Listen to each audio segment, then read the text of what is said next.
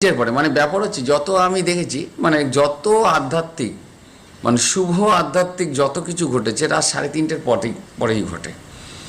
আর একটা জিনিস বলি এই রাত্রির এই 2টো থেকে 3:30 পর্যন্ত এই সময়টা কিন্তু টাইমটা কিন্তু মানে আমি যেটা ফিল করেছি এই সময়টা কিন্তু কারোর পক্ষে খুব একটা সুইটেবল হয় না। এই সময়টা নানা রকম নেগেটিভ ফোর্সের উৎপাত থাকে। 3:30-এর পর থেকে দেখা যাচ্ছে যত শুভ শক্তির উদয় হয়, কারণ যে ব্রাহ্ম মুহূর্ত তৈরি হয়।